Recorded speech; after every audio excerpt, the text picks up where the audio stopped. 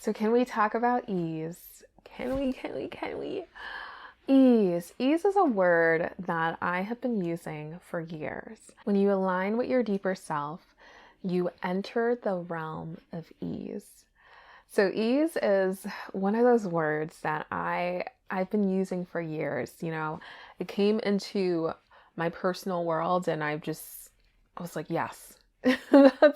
that's the thing that I want more of in my life. I want more ease, right? I want more ease. And at the same time, I have the history and I am someone, I am this person who loves big projects. I love the pride that comes with achieving something monumental, something that's new and that stretches me into a new place. I like fitness goals that inspire me to get up and, get stronger. I love watching myself progress. I love that feeling. I love the feeling of having a desire, setting my eye on it, and feeling myself getting closer and closer and closer to it. And if you're also this person, I want you to know that ease is not in contrast to that. That is actually in alignment with ease. Ease is not in contrast to that. Ease is not about the difficulty level of the task. It's about how you feel on the journey to it. Ease is a feeling. And in this episode of the Deeper Self podcast, we're going to be talking about the wealth and the power that comes with ease. I'm Unique Bell, and welcome to the Deeper Self podcast. If this is your first time tuning in, you'll want to hit subscribe. You'll want to hit subscribe. So just trust me. So that you don't forget, just go ahead and tap subscribe now. You're gonna want to be here next week. I promise. If you are binging the season so far, then wonderful. You're all caught up. But even if you aren't, you're all good. You can dive on into the conversation right here, right now. Alrighty. So like I said, in the past and currently, this has not changed about me. I'm a big dreamer. I love finding a goal that feels big enough that it's going to stretch me into a new version of myself or into new, ways of being or new experiences that I haven't had before. And if that is you too, I want you to know that you're in the right place. I'm not going to tell you to get rid of those big desires. Instead, I want to help you get into a place vibrationally where those dreams can become your reality. So some of us come to our big dreams for different reasons. There are different things that have inspired our desires. Some of it may be a little bit conflicted. And some of us, we might be chasing that big desire because we were told or it was demonstrated to us in childhood or in other settings that working really hard, being the very, very best is how you derive value. That's how you become a valued citizen, a valued member of your family. A valued member of society is if you are the absolute best or you do something very massive and you save the planet, you save the world, you're a superhero, or you are like a big investor or not investor, inventor or investor, whatever your dreams are. That is how you become a person of value and worth. And so some of us might find ourselves to having a big dream because of actually a desire that's not yet revealed itself to us, which is actually to be valued, to be a person of worth, to feel worthy, right? And so in that sense, your focus, your true focus is actually in working on feeling that sense of value and love and cultivating that. But some of us are actually here because we really like big goals, right? We get excited about dreaming big. I will definitely say for me, it definitely was a mixture of both. And the more that I've healed and more that I've taken care of that sense of feeling worthy and loved, which also naturally happens when we tune into the deeper self. It reinforces that feeling of worthiness and feeling that you are just loved and appreciated for exactly who you are. The more that I healed, the more that that was taken care of, the more I realized it's not even really about the bigness or the difficulty or harshness of the goal that was attracting me to it. And in fact, if there's too much friction on my path, if there's too many bumps in the road, it starts to kill the spirit, right? That big dream actually starts to kind of suck the life out of us. We have to put more and more of our vitality and more of our energy and effort into it. And it starts to take away from our life instead of adding to it. That initial excitement and attraction that we had to the desire starts to deteriorate. It starts to be chipped away, and almost like, you've got sandpaper rubbing it down until you either have like a little stubble of a thing, or it's just so abrasive that you never want to dream again. And I do not want that journey for you. I do not want that journey for you. While it makes a wonderful story and an exciting movie to watch the protagonists overcome the worst of obstacles, that's kind of, if you are a SJM, Sarah J. Maas fan, or if you read her books and you've gotten to Throne of Glass, that's definitely how I felt reading that series. Like, how much can this character take? When is she going to fall apart? It's just not, it starts to become not fun, right? The journey, it takes away from the journey. It takes away from even the joy of that like climactic finish when there's just been too much struggle, not enough ease. Goals that feel impossible kill our spirit. And it may be that that goal feels impossible because no one else has ever done it. Or it may feel impossible because you've been told the circumstances are stacked against you and the odds aren't in your favor. Or it may feel impossible just because you have a feeling that you're not good enough, you can't make it happen. Your history, things that you've experienced in the past shows that you're probably going to fail. Whatever the reason is, however you've come to the conclusion that your desire is impossible, your desire will start to kill your spirit. And so while I love you for wanting to accomplish something that feels massive, that feels monumentous, I want you to know that it's not the impossibility of a task that is calling to you, that's calling to your spirit. It's actually the possibility of your desire. You are attracted to the possibility of your desire, not the impossibility of it. It's not an exciting thing because no one has done it before. It's exciting because you could potentially do it. It's possible for you. Deep down, you know that the journey towards this desire is meant to be pleasurable. You know deep down that you are meant to experience ease on your journey. So instead of giving up on your desires and your dreams, instead of giving up on what your heart really, really wants, I invite you to join me in finding the path of ease. So what is ease really? Like I said, ease is not about the difficulty level of the task.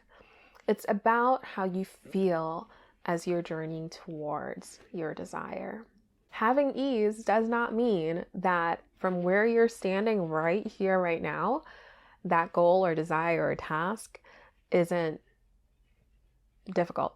So let's say you have a desire to be able to bench press 100 pounds, but you have not worked out and you haven't been strength training in a very long time.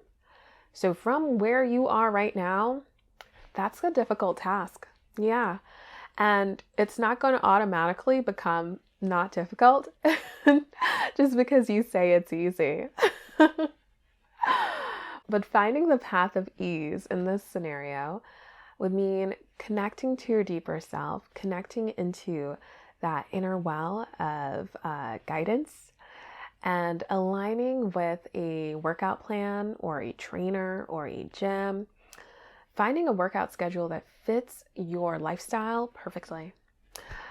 Finding the perfect outfit that gets you inspired to head over to the gym and be seen, starting to bench press 20 pounds, 30 pounds, right? And continue to progress. The path of ease will lead you to the elements that are necessary to bring your desire about, that are perfect for you, perfectly suited for you, that will bring you joy every step of the way. Because ease is not about whether or not that task or goal or desire is difficult from where you are right now. Ease is about how you feel along the way. I mentioned last episode that when you tune to the deeper self, when you start to learn how it actually feels to be in alignment with your deeper self, you'll be able to distinguish when you're drifting away from your deeper self. And you may notice that efforting in any form, when you have that kind of efforting mode activated, you'll be able to actually feel yourself start to drift away from your alignment. And so why is it that efforting, something that feels totally human, totally normal, should work, why does it feel unnatural for the deeper self? Well, let's think about it. So your deeper self is the eternal, ever-present awareness that breeds us all. This aspect of you that is always connected and tuned into infinite intelligence, source, God, whatever you want to call it. It's always tuned in. And so when you consider that your deeper self has always tuned in, always has access to infinite knowing, infinite knowledge. Why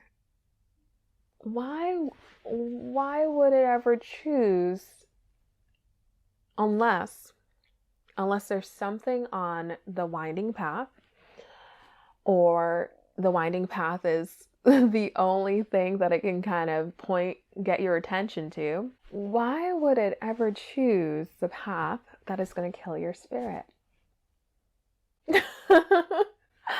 Sometimes your deeper self may point you on a winding path, right? You may not have your senses completely open. You may not be incredibly well practiced in this. And, sometimes I tune out too. And so the best way to get your attention is to kind of point you over there. That will lead you over there. And it's kind of a winding road. But as you're accessing your deeper self, it wouldn't make sense for your deeper self to point you in the direction of what is going to be the most friction on your path, that's going to kill your spirit. It's going to make you give up on your desires in life and just want to crawl into a ball and live in a cave somewhere, right? And just give up. Not only is struggle mode unnatural, it's kind of illogical. Especially once you have, given yourself access to your deeper self and you have become practiced in this, and you can tune in deliberately and consistently throughout your day, it becomes illogical to choose the most arduous path to what you want and, make it the most miserable and feel awful. And and you get to the top and you're like, this isn't even worth it. It wasn't worth it. It wasn't worth all that, right? And so ease is just innately the nature of your deeper self. And when you tap into this feeling of ease, you get access to wealth that can flow to you in the form of resources, surprise connections, money, ideas, whatever it is that you need and desire along your path to whatever your goal is. Everything that you're asking for that supports your desire will begin to flow to you. There is a natural attractive power that comes when you resonate with ease. So how do you actually feel more ease? Do you just try to force yourself to feel ease even when you're not feeling it? Do you just reach for the feeling and hope that it comes? Oh, cross my fingers. You can. You absolutely can. And you may through experience of trying this realize that it's actually quite difficult to feel ease when you are in dis-ease. It's quite difficult to be noticing limitations and frustrations or just horrible things in the world and tune into a feeling of ease. It's going to be difficult, and it's going to make you frustrated, and it's like trying to cover up a bad smell with like perfume. Like, let me just spray some lavender over this and hope for the best. No. So you'll find that the best way to tune into ease is not to force it, because you can actually feel the resistance and the inner conflict in that, right? And you don't want to gaslight yourself and tell yourself, I don't feel it. You're going to feel uncomfortable if you try to force it, right? So acknowledge if something is making you uncomfortable and you just have a desire to experience more ease, to tune back into more ease. Take a step back and tune into your deeper self. You can't fully enter that state of ease and observe ease to the greatest degree until you take a step back and switch modes. Connect back into your deeper self. Again, the deeper self is innately a state of ease. You are innately in a state of ease when you are tuned into your deeper self. As soon as you allow your mind to blend with the deeper self, you automatically start to feel those feelings of ease, well-being, infinite potential, infinite possibilities. And if you've added the Accessing the Deeper Self meditation practice, which you can purchase at uniquefiles.com/shop, if you've added that to your morning routine, I actually challenge you this week to start to notice, really make a note of the physiological shifts that you feel as you tune into the deeper self. What feelings start to come up? Do you start to feel that sense of ease? Do you notice how your breathing changes? How does your body respond to the presence, the awareness? Because your deeper self is always present, but the awareness, you actually realizing, there is a deeper self within here. I am the deeper self. This is me. I can relax. I can relax now, knowing that the path is appearing to me. It's revealing itself to me. I'm on the right track. Everything that I need will come to me. And so even though ease isn't about the difficulty level of what you're trying to achieve, it doesn't mean that you can only choose easy goals. You'll notice that just the feeling of ease actually brings things to you with more ease. So you'll be able to do hard things with ease. You may even notice they weren't so hard. It wasn't that they were hard. It's just you weren't in alignment. So this is your permission slip to give up the efforting and all the struggle. Give up the struggle. Giving up the struggle won't make your goal less meaningful when you achieve it. It just means you're going to have a lot more fun along the way. And it'll come about a lot faster. And you'll be able to achieve more and do more. I mean, it's just logical. It's just logic. That's all it is. All right, so next week, get excited or maybe not excited. I don't know how this is going to reach you. But next week, we're going to be discussing one of the biggest barriers to feeling ease, which is other people and how we relate to them. If you haven't already, go ahead and hit subscribe because you won't want to miss that conversation.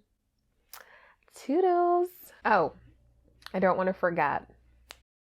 The Accessing the Deeper Self webinar series is starting very, very soon on the 21st. Let me pull out my calendar. I was close. On the 22nd of October, we are officially starting the series. So if you haven't already, go ahead and register. You can register for, one event at a time, or you can get an all access pass. And I believe early bird pricing is still live.